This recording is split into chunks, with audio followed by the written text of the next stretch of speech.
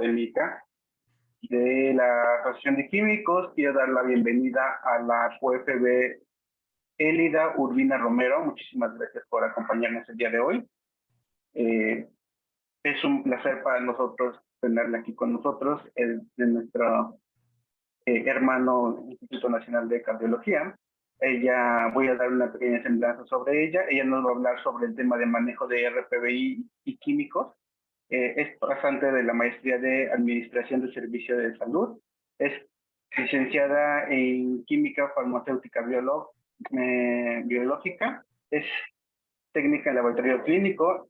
Actualmente es la asesor ambiental en el área de servicios generales del Instituto Nacional de Cardiología Ignacio Chávez.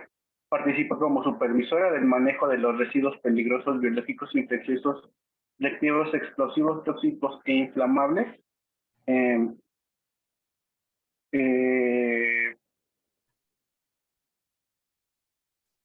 Es capacitadora de personal en la generación y manejo de RPBI en diversos tipos de residuos generados en el instituto y sobre todo nuevos procedimientos y disposiciones en cuanto al manejo de los residuos. Es gestora ambiental del manejo de recolección, tratamiento y disposición final de los RPI, residuos sólidos no peligrosos, residuos de manejo especial y CRETI, control integral de plagas. Participa en la revisión y actualización de los manuales de procedimientos derivados de las actividades de dicha área.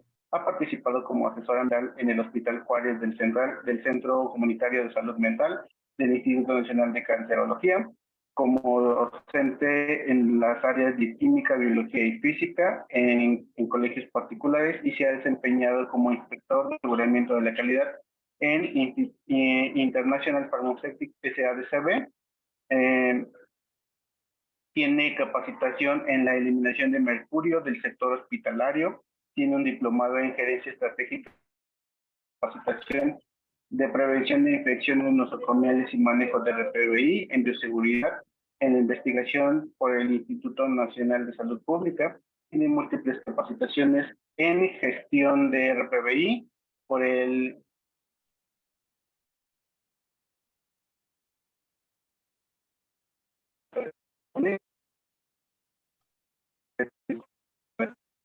Secretaría de Ambiente y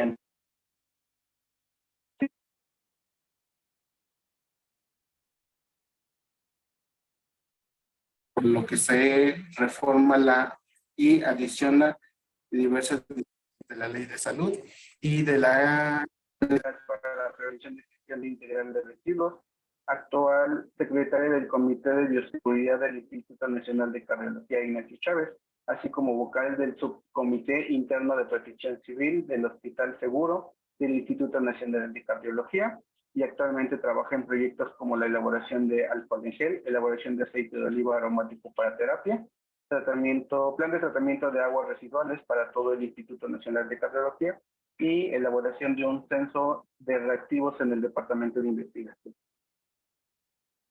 Y vamos a darle la bienvenida. Es un gusto tenerla aquí. Hola, muchas gracias por la invitación. Buenos días. Perdón, pero tuve un problema aquí con mi cámara, pero parece ser que sí se alcanza a ver la presentación. ¿Me escuchan bien? Sí. Perfecto. Sí, podemos comenzar. Muchísimas gracias. Perfecto. Pues muchísimas gracias por la presentación, por la invitación, y espero que sea útil esta pequeña presentación sobre el manejo de residuos biológicos y de tipo químico. Vamos a hablar básicamente de dos normas. Es la norma 087, que creo que para la mayoría de nosotros está bastante manejada, y sobre la norma 018, que es acerca de los nuevos pictogramas de residuos químicos. Creo que la mayoría de nosotros sabemos la cantidad de residuos que manejamos en un hospital, desde residuos de manejo especial, residuos municipales, peligrosos, biológico-infecciosos, radiactivos, medicamentos caducados, CRETIF. Dentro de los biológico-infecciosos, pues manejamos sangres, cultivos y cepas patológicos, no anatómicos, punzocortantes, etcétera. Entonces, se dan cuenta que el instituto, los institutos, las zonas hospitalarias, todo lo que son los residuos hospitalarios, pues manejamos una gran cantidad de residuos, muchísimos, y todo esto está normado. El manejo de los residuos peligrosos incluye desde el almacenamiento, la recolección, el transporte, tratamiento, incineración, disposición final de residuos, y cada una de estas actividades requieren autorizaciones de Semarnat. Esto, por supuesto, que implica gastos para el instituto, para cualquier área generadora. Todos estos residuos terminan convirtiéndose en un desperdicio y por lo tanto representan un gasto que si se considera, pues es bastante generoso. Por eso es la importancia de hacerlo y de hacerlo correctamente. Cuando hacemos una separación correcta, cuando hacemos una gestión correcta de todos los residuos, las pérdidas económicas para las áreas son las menos. De ahí la importancia de conocer la forma correcta de manejar los residuos y de las implicaciones legales que nos impactan al no manejarlos de manera correcta. La norma 087, antes, en el 95, en el 97, hubo una, que fue la primera norma, que es la que manejábamos en las áreas en esa época. Hace tantos años que se formó, esta norma era extremadamente cara, ya que todo lo que se generaba como residuo que estuvo en contacto de un paciente se manejaba como residuo peligroso. Y esto hacía que los costos se incrementaran muchísimo. Recuerdo que en algunos hospitales se llegó a gastar hasta 1 millón de pesos mensuales en manejo de residuos peligrosos. Eso implicaba muchísimo gasto.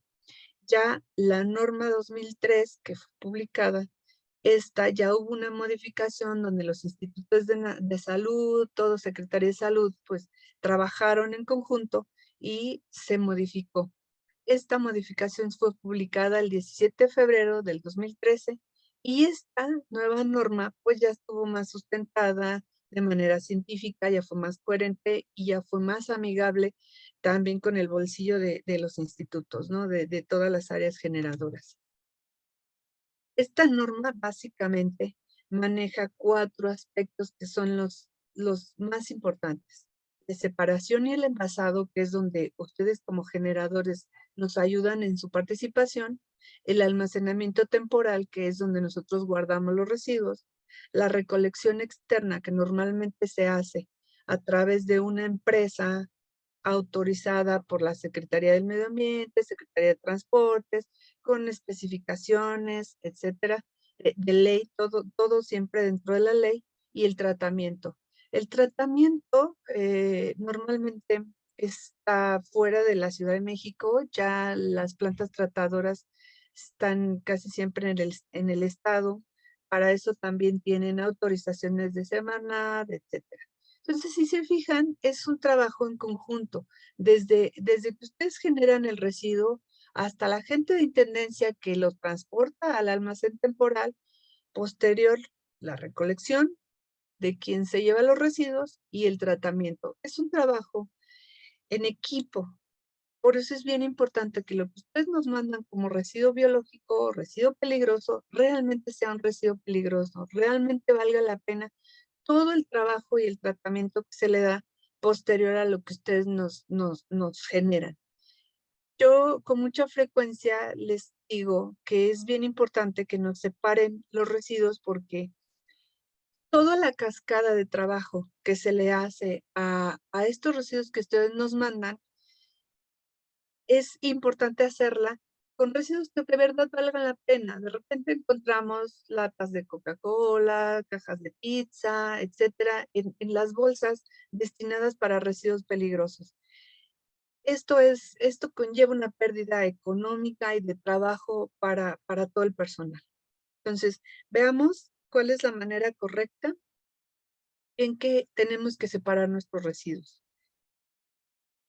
De acuerdo con la norma, la definición de residuo biológico infeccioso es todo aquel material que sea generado durante el servicio de la atención médica que contenga agentes infecciosos que pueda causar efectos nocivos a la salud y al ambiente. Desde aquí ya encontramos un pero, porque dice atención médica.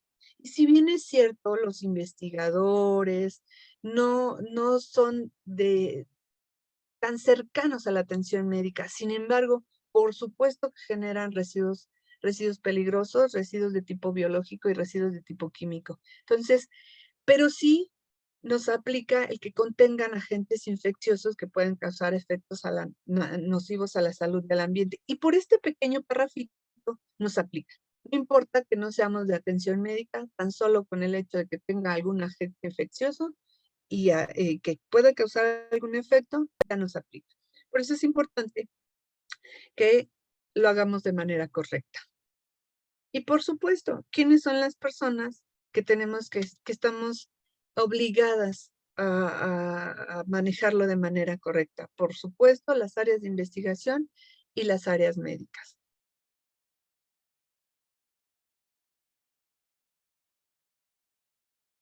¿Y cuál es el proceso?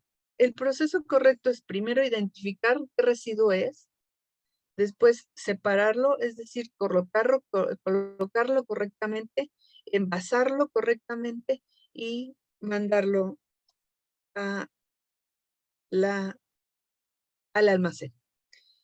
La separación y el envasado, ¿de quién es responsabilidad?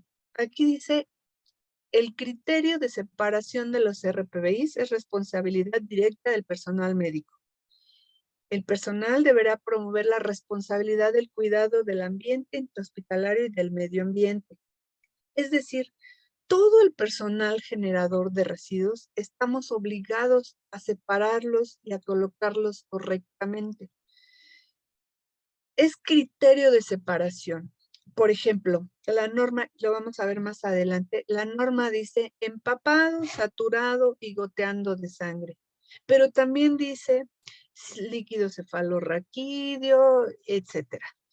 A veces el guante que nosotros utilizamos para tomar alguna muestra, para hacer algún procedimiento en el laboratorio, no está precisamente empapado y saturado y goteando de sangre. Sin embargo, de acuerdo a nuestro criterio de separación, es un guante que estuvo en contacto con algún agente biológico y que merece la pena ponerlo en la bolsa roja, merece la pena mandarlo a tratamiento de traslado, de recolección, de incineración. Ahí es donde debemos decidir nuestro criterio de separación. Yo puedo decirle, si no tiene sangre, no, se va a la bolsa transparente o a la de manejo especial. Sin embargo, finalmente cada uno de nosotros somos responsables de nuestro criterio de separación. Y para eso hay políticas en cada una de las áreas. En el Instituto Nacional de Cardiología hemos tomado políticas como muy allegadas a cada una de las áreas, que a lo mejor en otro hospital, en otro instituto, no lo manejan de esa manera. Y es válido, Por ejemplo, como un punzocortante, un rastrillo. Habrá institutos, habrá lugares donde dicen que los rastrillos pueden irse en residuos de manejo especial. Sin embargo, en el Instituto Nacional de Cardiología decidimos que se fuera en contenedor de punzocortante. Y así como eso, cada uno de los institutos tiene que generar sus propias políticas de acuerdo a sus necesidades. Nosotros, por ejemplo, tenemos un almacén temporal que está abierto, no tiene techo todos los contenedores. Por lo tanto, una gasa con una gota de sangre se moja y esa bolsa que a lo mejor pesaba 1 gramo, si se moja y se ve todo con sangre, la bolsa llena de manejo especial o de residuos normales, ya toda esa, como se ve con sangre, pues se tiene que ir a residuos biológicos. Por esta razón, nosotros en toma de muestra, por ejemplo, decidimos que las gasas o los algodones o las torundas con la gente que le toman una muestra que tiene una gotita, se vaya en bolsa roja. Pero finalmente, bueno, esas son decisiones que se toman en criterio de cada una de las áreas. Por eso es importante que en el área en donde estén, ustedes se acerquen y pregunten cómo se maneja en ese instituto, en ese laboratorio, en ese consultorio o en donde estén. Sí es importante que se vayan como separando políticas particulares en cada una de las áreas de residuos. Aquí lo más importante es que sí debemos estar conscientes que la generación es obligación nuestra depositarla de acuerdo a las políticas de cada área. Y bueno, de acuerdo a la norma, esta es la manera correcta de tener la separación y el envasado. La sangre debe de ir en contenedores herméticos, líquidos, las cepas y cultivos también. Los no anatómicos en bolsas de plástico rojo que tienen cierto grosor, cierto calibre, que tienen todas las características que por norma le corresponden, el símbolo de residuo biológico, el grosor, el tamaño, dependiendo los contenedores que tengan en cada área. Los residuos patológicos van en bolsa amarilla, igual con un calibre, este calibre es un poco más grueso, es 300, y cuando es líquido, pues en recipientes herméticos. Y los punzocortantes, lo que les mencionaba, finalmente aquí nosotros tenemos, manejamos un sistema que se llama 3 vías, en la que normalmente ocupamos solo la jeringa, no la aguja. Entonces nuestros contenedores pueden estar llenos de agujas reencapuchadas. Y eso es correcto porque nuestras políticas lo permiten. Sin embargo, bueno, hay institutos en donde no se permite la aguja reencapuchada y solamente se tiene que desechar la aguja. Eso es dependiendo ya las políticas de cada área, de cada instituto, de cada área generadora. Nosotros aquí, por seguridad, por higiene y de acuerdo a las políticas de calidad, no podemos poner la aguja sin el capuchón para quitar el dispositivo en el contenedor de punzocortantes, porque se contamina nuestro medicamento, por ejemplo. Entonces, por eso es que se permite reencapuchar siempre y cuando se puede usar la técnica de una sola mano. Entonces, esto, vuelvo a repetir, son políticas que cada uno de los institutos tendrá que decidir y aplicar de acuerdo a sus propias necesidades y de acuerdo a la generación, la cantidad, etcétera, de residuos que generan y del tipo de residuos que generan.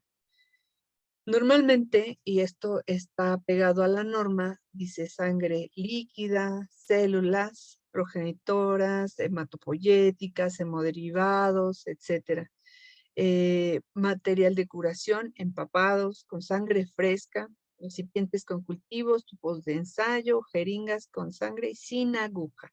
Entonces, esto es lo que dice la norma. Sin embargo, volvemos a decirlo, cada instituto tendrá sus propias políticas de separación siempre y cuando apegado a norma. Y, por ejemplo, los cultivos generados en el instituto, nuestros cultivos normalmente pasan por un proceso de esterilización y después los mandamos a destrucción. Algunos institutos no los esterilizan, se van directamente a la bolsa roja. Cualquiera de los dos procedimientos es correcto, siempre y cuando se vayan a tratamiento. Cualquier utensilio que haya tenido o que contenga restos de sangre tiene que irse en bolsa roja. La generación de estos insumos tienen que irse en bolsa roja.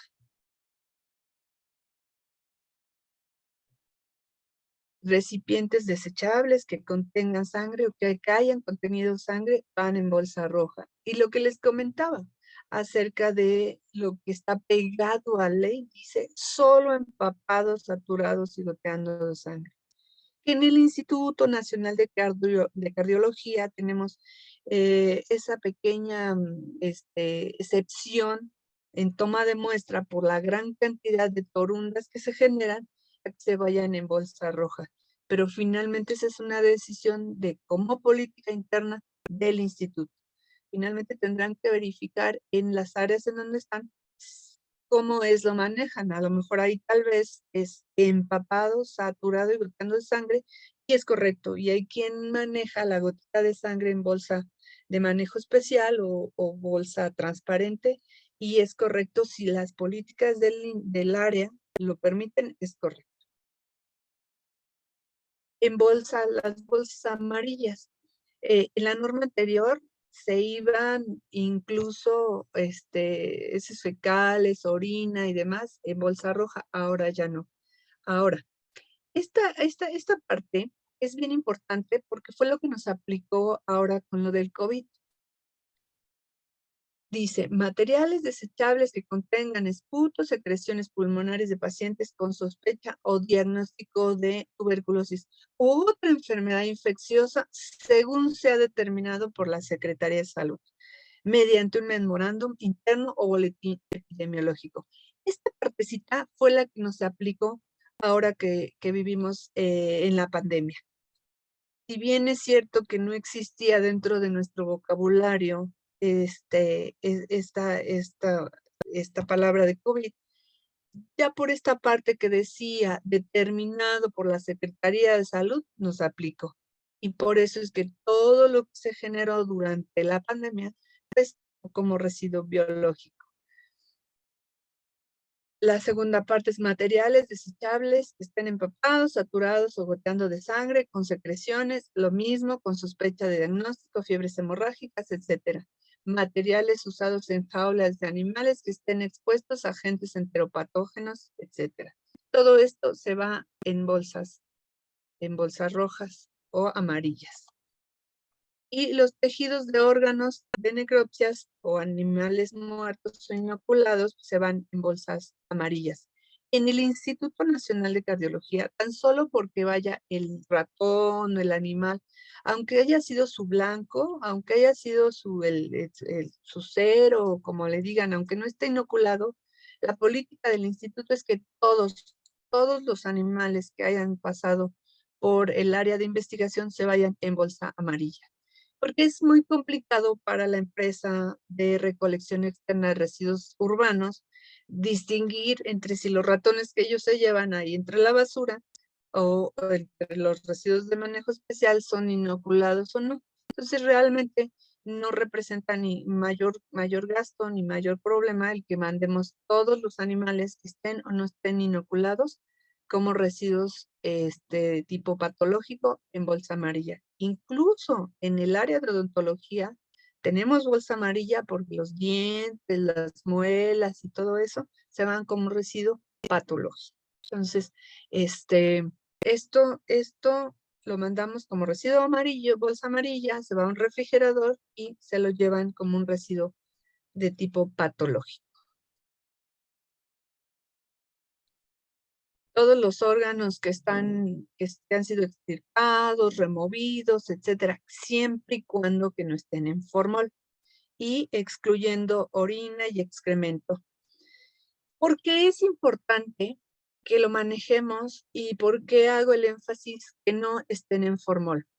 Cuando nosotros tenemos dos residuos y no sabemos si es biológico, si es químico, si es corrosivo, si es tóxico, ¿cómo lo vamos a mandar desechar? Normalmente lo que tenemos que hacer es poner el de mayor peligrosidad. En este caso, cuando una pieza patológica está en formol, el formol, por ser corrosivo, tóxico, inflamable, etcétera, se maneja como el de mayor peligrosidad que el biológico. Entonces, por eso es que una pieza patológica que está en formol se manda como un residuo de tipo químico, no como un residuo de tipo biológico. La pieza patológica que se va como residuo biológico es aquella que no está en formol. Y bueno, la orina y el excremento ya no están dentro de los residuos de tipo ni biológico, ni patológico, ni químico. Esos se van a la basura urbana o en algunos casos, dependiendo de las políticas, se van como residuos de manejo especial. Normalmente se van como residuos urbanos.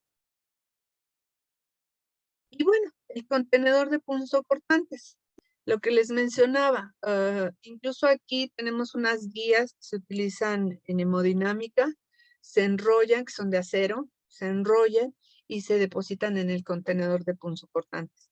La política del Instituto Nacional de Cardiología es cualquier cosa que tenga riesgo de rasgar la bolsa roja y que merezca ir a tratamiento de residuo biológico, puede ir en el contenedor de punzocortantes.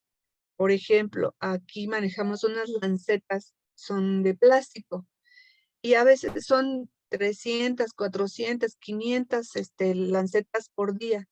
Si bien es cierto, a lo mejor solita no rasgaría la bolsa, pero por la cantidad, por supuesto que pueden romper la bolsa roja. Por esa razón decidimos ponerlas en el contenedor de punzocortantes. Eso es bien importante que decidan dentro de las políticas si va en contenedor de punzocortantes o va en bolsa roja. Siempre y cuando debemos tomar en cuenta que estas normas están hechas para evitar accidentes, para evitar contaminación, etcétera. Una bolsa roja rota ya representa un riesgo de contaminación.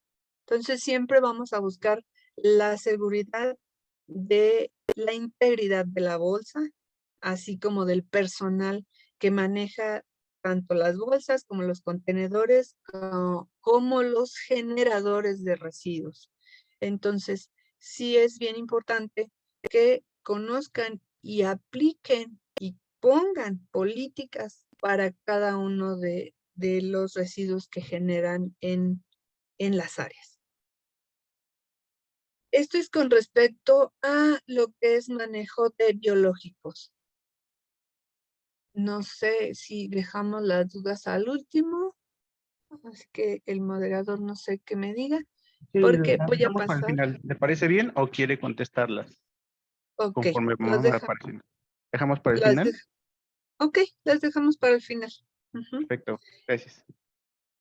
Bueno, entonces, sí es bien importante que, por ejemplo, hay material de vidrio, algo que se me había olvidado comentarles, es que el material de vidrio, si estuvo en contacto con sangre, puede ir en el contenedor de punzocortantes, y si no, nosotros aquí en el instituto tenemos contenedores especiales para vidrio o para las ampolletas o los viales de medicamentos. Entonces, todos los viales de medicamentos vacíos los ponemos específicamente en un contenedor exclusivo para este tipo de residuos de tipo que son vidrios, pero contienen o contuvieron no sangre, sino algún medicamento. Incluso en Central de Enfermeras, ahorita lo platicaremos más adelante, tenemos también un contenedor exclusivo para los medicamentos sobrantes. Es decir, no sé si la enfermera iba a inyectar 5 mililitros de X antibiótico, pero el médico a la hora le dijo, no, ¿sabes qué? Nada más te vas a inyectar 3 mililitros. Esos 2 mililitros sobrantes se depositan en este contenedor. No se van al drenaje. O por ejemplo, una tableta que se le iba a dar al paciente y por error se le cayó a la enfermera, pues no la recoge, la sacude y se la da al paciente, ¿verdad? Esta tableta también va a ese contenedor. Aquí lo importante es que deben saber es que nada, absolutamente nada, se debe ir al drenaje. Nada. Recuerden que como un instituto, como obligados a la ley ambiental, también se toman monitoreos de aguas residuales. Es decir, cada año, o dependiendo del tamaño, hay algunos que son trimestrales, se toma una muestra de agua residual. Esta agua esta muestra, este análisis que se hace debe estar dentro de un parámetro. Si nosotros rebasamos los parámetros que nos está marcando la ley, nos llaman la atención y podemos ser sujetos a sanciones de diferentes tipos. Entonces, por eso es que cuidamos también incluso hasta el agua residual. No podemos tirar nada, absolutamente nada, al drenaje. Y bueno, ahora vamos a platicar un poquito acerca de lo que son manejo de reactivos químicos. Esta norma, hubo una modificación de esta norma que fue en el 2015. Por ahí tuvimos hasta como el 2018 para empezarla a aplicar y después del 19 nos aplicó la pandemia, entonces estamos como empezando a manejar este sistema armonizado. Este sistema armonizado se hizo con la intención de homologar todos los pictogramas, ahorita les voy a mostrar, todos los pictogramas tanto en Estados Unidos a nivel internacional. Estos pictogramas se manejan a nivel internacional. Yo no sé si recuerdan, pero antes manejábamos el rombo de seguridad. Eran 4 colorcitos, amarillo, rojo, blanco, negro, y cada uno tenía una clasificación. Bueno, pues ahora ya ese rombo de seguridad quedó obsoleto. Ahora nos tenemos que aplicar a los pictogramas de... Y estos son, este rombito que ven ahí en la esquina, que tiene un tache rojo, ese es el que era el rombo de seguridad. Ese ya quedó obsoleto. Se cancela el rombo de seguridad y entran en vigencia los pictogramas. Estos pictogramas nos facilitan la identificación de residuos, incluso cuando compramos reactivos que son internacionales, que vienen en inglés, que vienen en otro idioma. Bueno, la idea es que a nivel mundial se manejen estos pictogramas y que los podamos identificar de manera muy sencilla.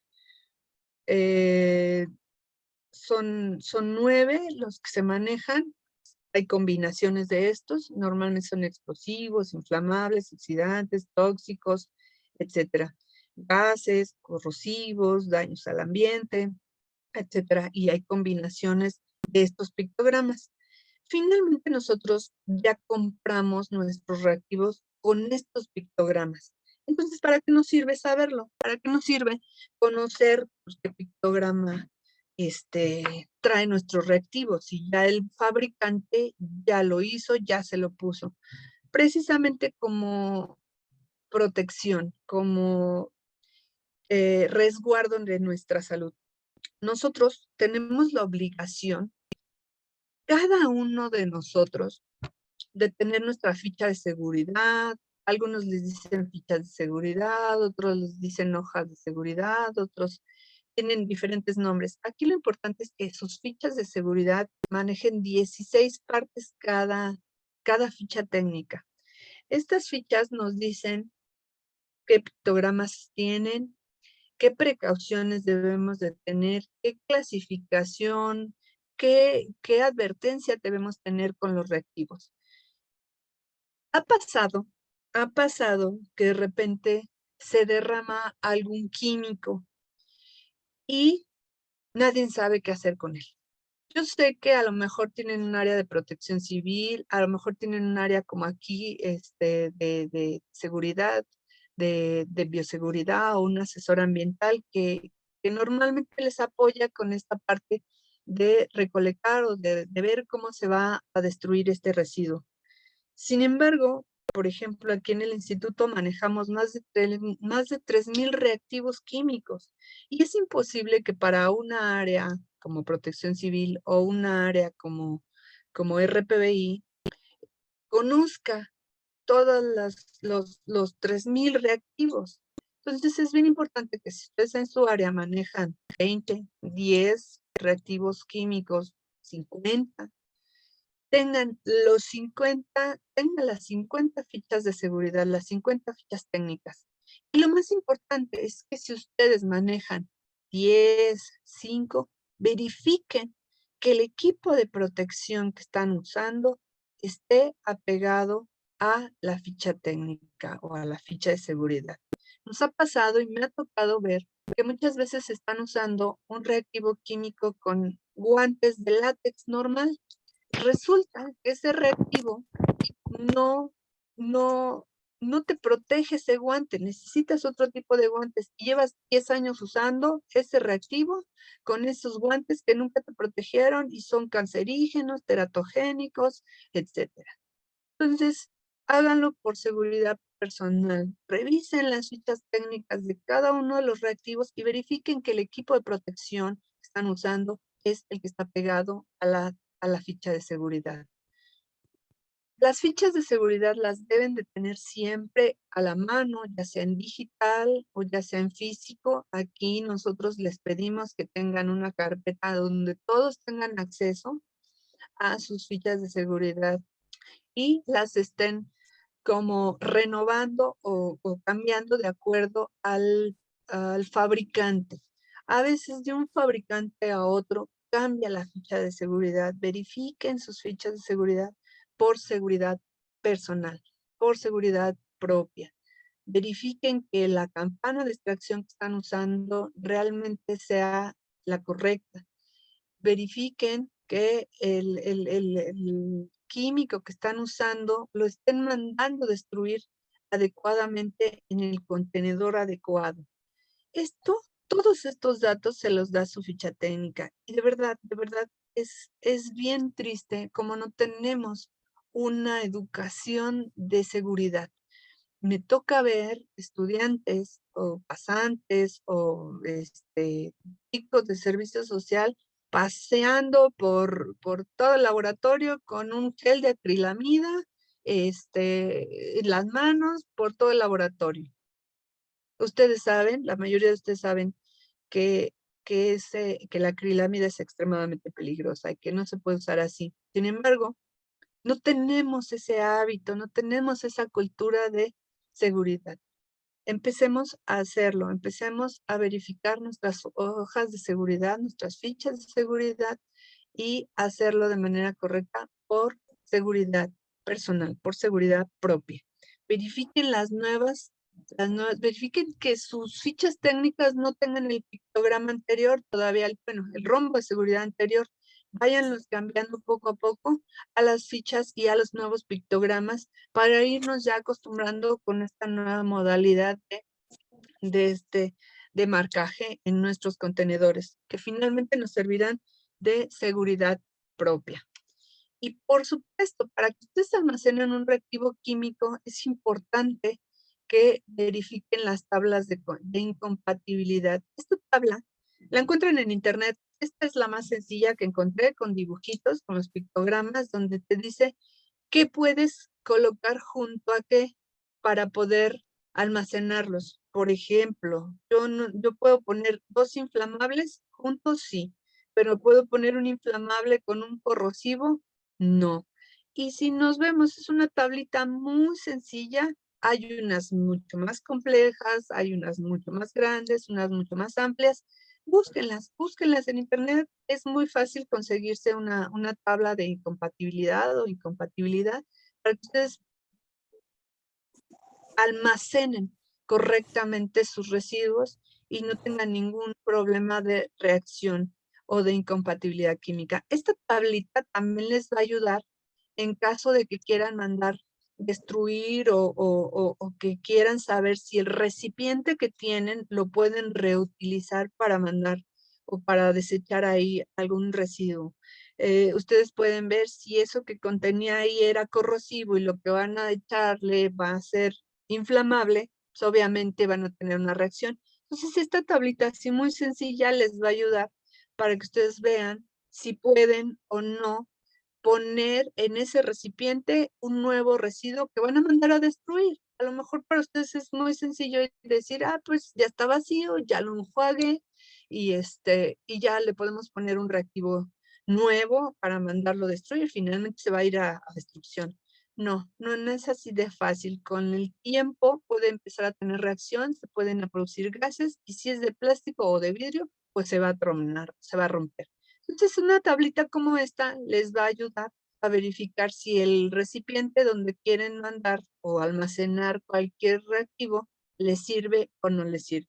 Búsquenlas, son muy fáciles de conseguir y se llaman así, tablitas de compatibilidad o de incompatibilidad, y ya ustedes encontrarán la que más se acomode a sus necesidades, pero es muy útil.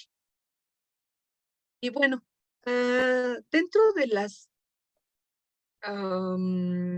cosas básicas que debemos de manejar en nuestro servicio es, primero, no colocar reactivos químicos tan altos, que a veces ni siquiera los alcanzamos y nos estiramos de puntitas y lo agarramos y ya no lo echamos encima o ya se nos cayó en la cabeza, etcétera. Entonces, se sugiere que no se coloque reactivos más arriba de 1.5 metros de altura. Nosotros aquí en el instituto hicimos pequeños kits, cajitas, donde tenemos una bolsita de acerrín, una trapo o garra, tenemos una pequeña escobita de esas como con las que limpian las mesas, tenemos un poco de carbón activado, un poco me fue el nombre. Bueno, formamos una cajita, la tenemos muy a la mano, y en cuestión de algún derrame, tener rápido de dónde agarrar. De repente se nos tira algo y parecemos pollos descabezados, corriendo por todos lados porque no tenemos ni con qué detener o contener el derrame.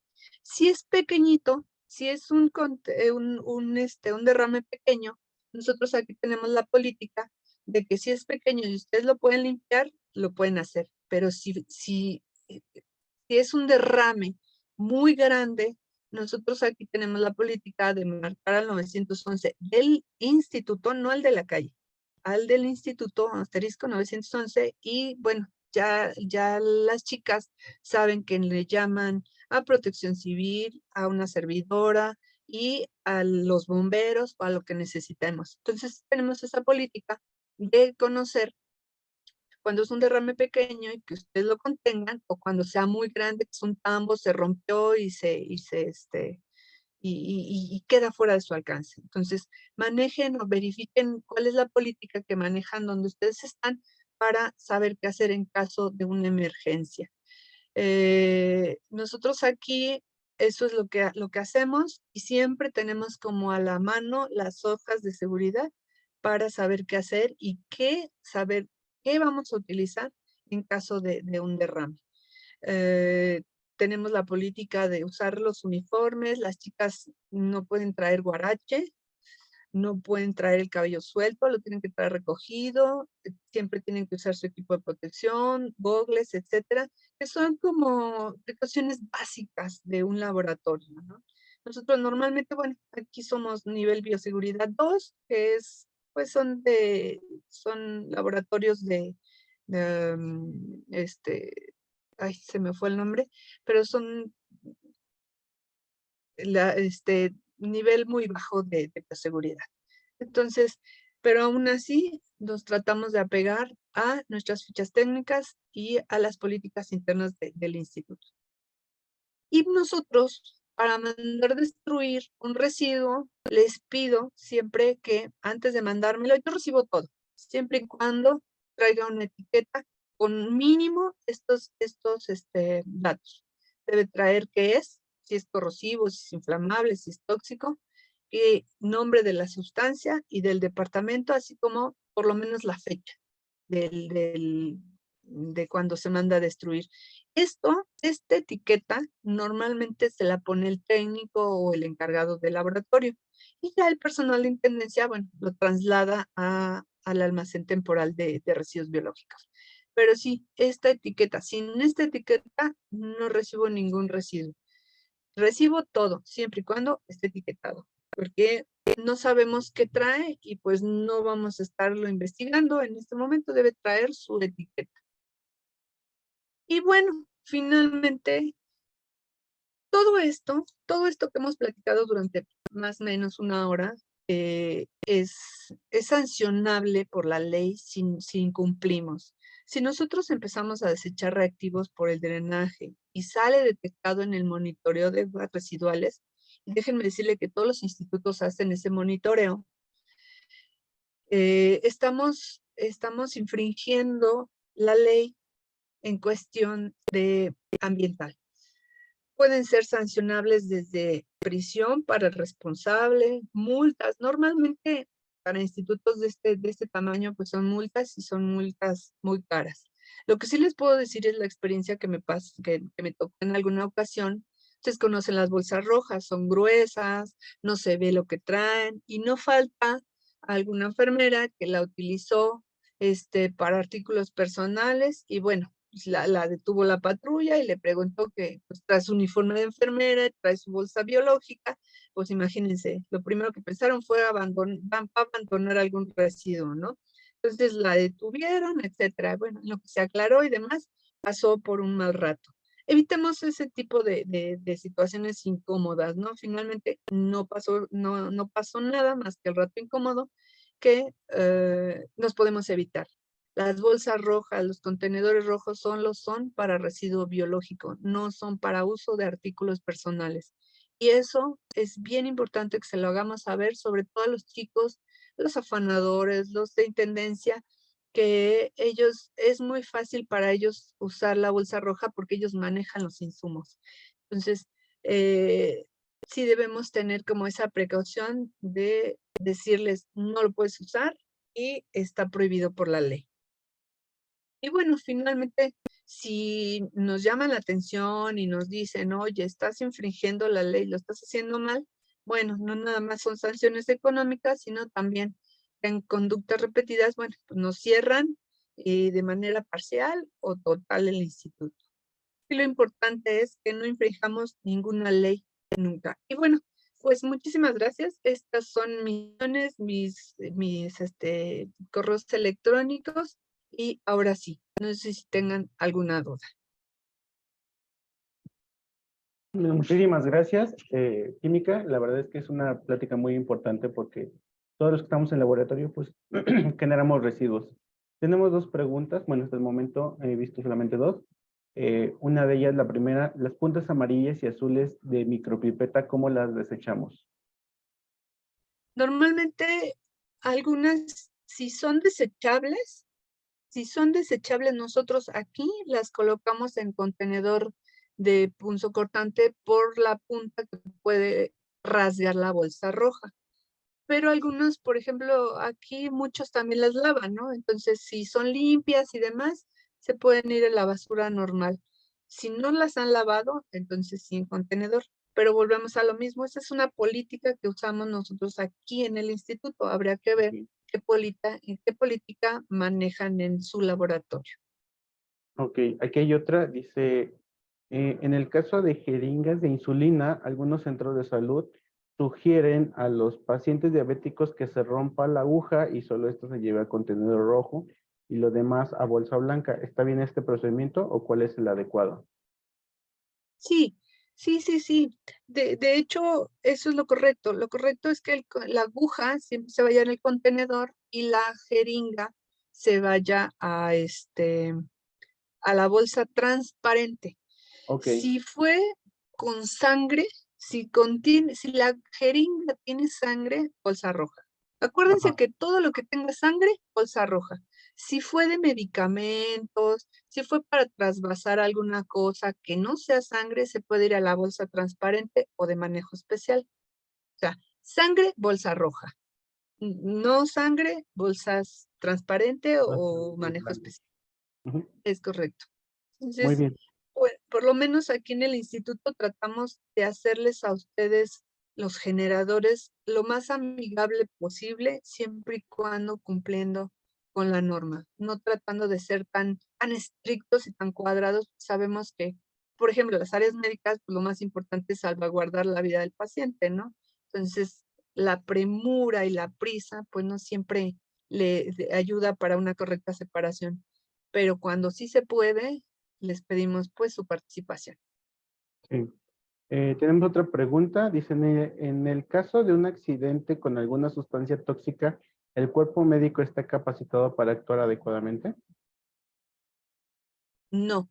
Normalmente los químicos o en el área de investigación, ellos sí. ¿Por qué? Porque deben conocer el químico que están usando, el reactivo que están usando, porque damos por hecho que ya revisaron sus fichas técnicas. Si bien es cierto que deben tenerlas ahí y que existe un equipo al que nos llaman, ustedes deben tener la preparación para manejar por lo menos el reactivo que están usando. Por eso es que si van a usar uno, revisen su ficha técnica y sepan qué hacer en caso de un accidente, siempre y cuando esté dentro de sus capacidades el contenerlo porque es de un pequeño derrame. Ya si es muy grande, no. Entonces ahí sí nos tienen que llamar. Muy bien. Pues le agradecemos infinitamente la participación con nosotros. Le repito, es un tema muy importante.